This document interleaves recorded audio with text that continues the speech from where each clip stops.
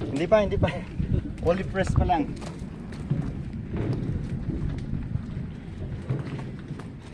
Portico.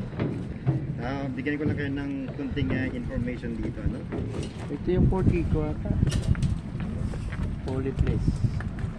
Okay, let me explain this to you and the application sa ating Kristiyano.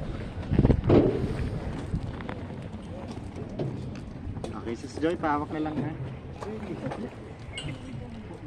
You can sit if you like. Na-picture na ninyo yung olive press.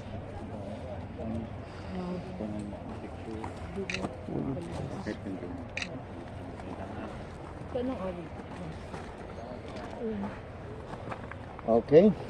So ready na ba kayo? Okay. Ayan. Okay, so sige, antayin lang natin. Para makita nyo, i-discuss natin dito by number. Okay? And focus mo lang dito, Sis Joy.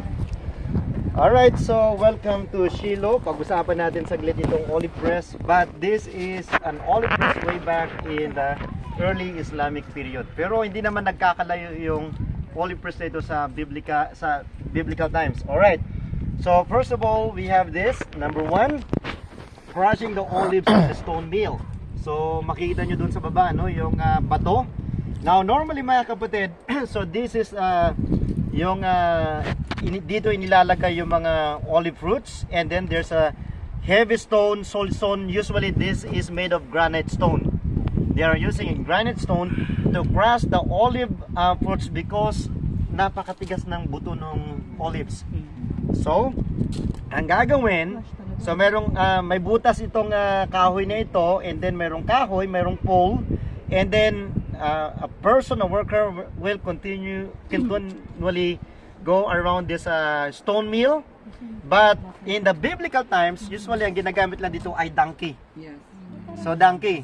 So itatali nila sa leg ng donkey yung itong pole na nakabalagbag, and the donkey will keep on moving around the mill.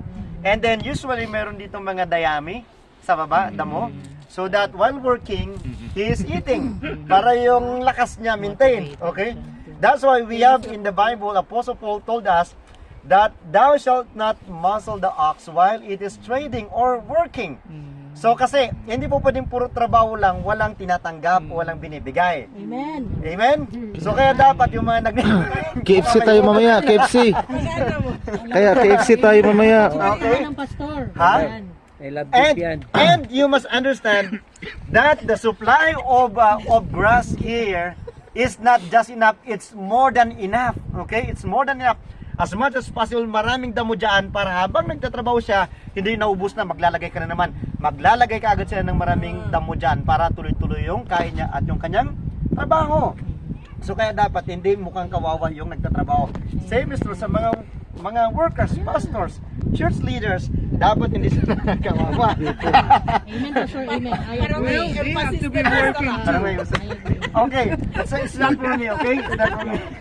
But I experienced that thing, mga kapatid. That's why I think around 5 or almost 8 years ago, so talaga nakagawa ko ng lecture about biblical literacy on wealth and finances, because this kind of topic, hindi ito dinidiscuss, mga kapatid, sa church.